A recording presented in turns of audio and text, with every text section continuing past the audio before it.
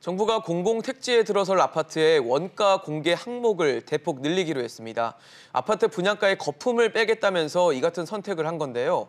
분양 원가 공개 항목을 대폭 늘리면 아파트를 짓는데 어디에 얼마만큼 돈이 들어가는지 조금 더 쉽게 알 수 있게 될 것 같습니다. 네, 하지만 건설사들은 영업비밀까지 드러나는 거라며 반발을 하고 있는 상황이죠. 자, 이번 아파트 분양 원가 대폭 확대로 인해서 정부가 과연 예상하는 방향대로 흘러갈 수 있을지 자세한 이야기 전문가와 들어보겠습니다. 박상원 UNR 컨설팅 대표입니다. 어서 오세요. 네, 어서 오십시오. 안녕하십니까.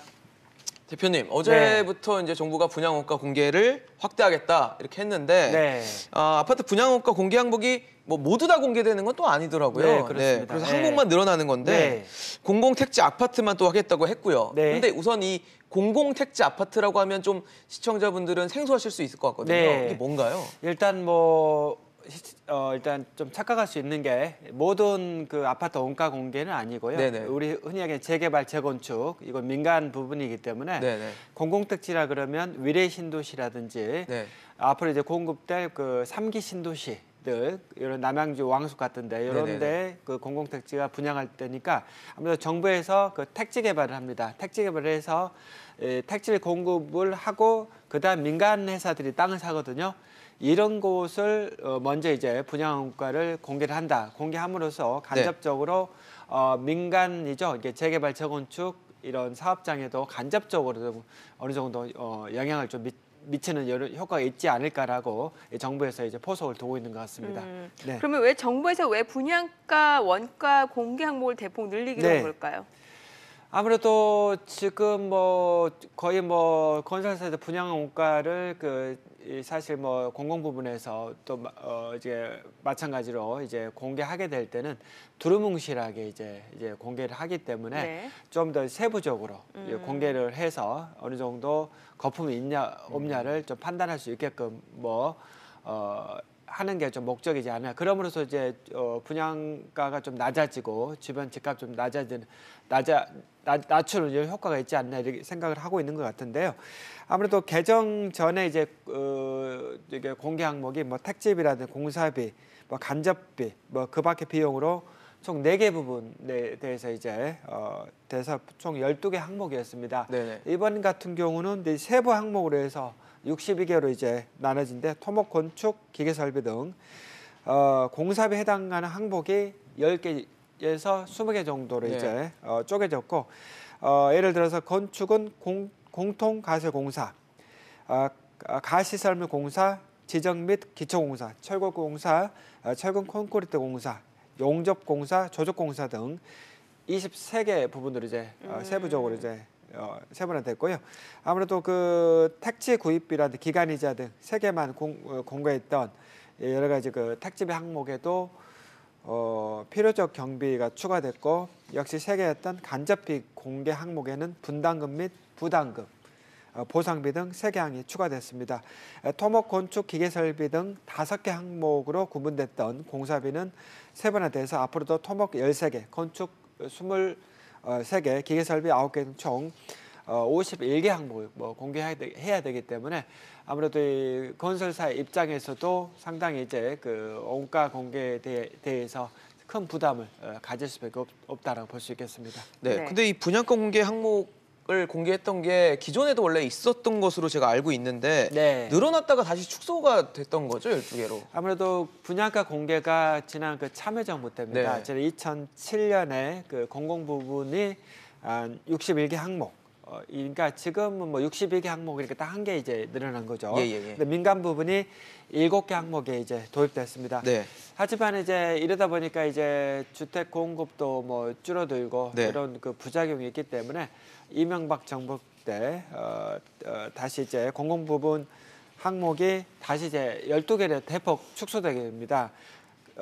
그다음에 이제 박근혜 정부 때는 2014년도에 민간 부분 공개를 아예 없애버림으로써 민간 부분에 이제 그 분양가가 상당히 이제 상승하는 효과가 나타나고 주변 집값도 덩달아서 오르는 이런 효과가 이제 나타났습니다.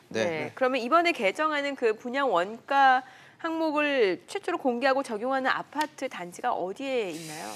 아무래도 지금 소비자들이 상당히 관심을 가지고 있는 부분이 어제 이제 대책으로 인해서 네. 어디가 수혜를 볼 것인가, 네네. 어디가 로또가 될 것인가 네. 하는데 이제 우선 이제 북위례입니다.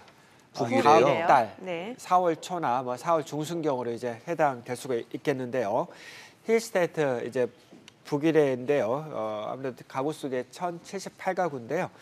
아파트 평형이 90에서 102제곱미터고 주력 평형이 이제 보통 이제 우리가 흔히 얘기하는 32평이겠죠. 38평, 102제곱미터인데요. 전체 한 67%를 차지합니다. 당초 이제 공공택지이기 때문에 분양가가 이제 저렴할 것으로 예상됐지만은 이번에 이제 원가 공개로 인해서 분양가가 더 저렴해집니다. 그래서 아무래도 3.3제곱미터당 1,900만 원 이하로 이제 될 수밖에 없다. 그러다 보면 이제 주변 전세 가격밖에 안 되거든요.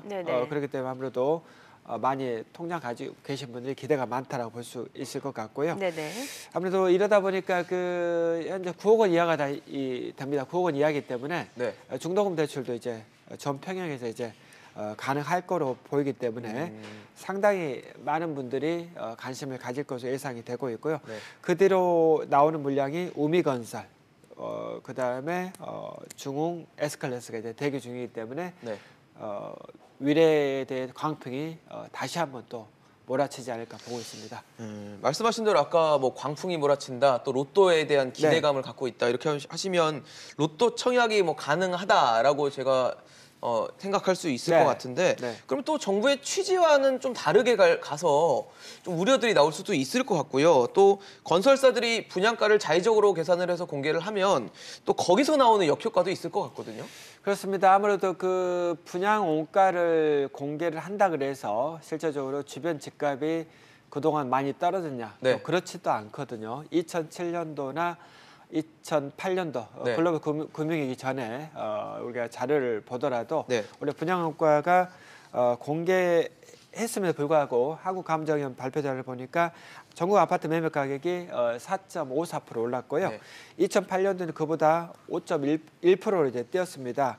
아무래도 그 분양원가 공개가 뭐 결정적으로 이제 주변 집값을 뭐 잡지는 못했고 오히려 로또 청약을 하셨기 때문에 오히려 그 당첨된 분들한테 오히려 이득이 가는 이런 구조로 이제 되고 있다. 네. 아무래도 분양원가 공개가 오히려 서민들한테 돌아간 게 아니라 당첨자들이니까 어느 정도 분양가가 최소한 뭐 위례 신도시 같은 경우도 뭐 평균 뭐 6억에서 7억 정도 된다고 봤을 때는 뭐 6억에서 7억 정도 분양가를 마련할 정도면 서민이 아니지 않습니까? 네. 그러니까 중산층이기 때문에 이분들한테 이제 많이 이제 가는 효과가 나오고요.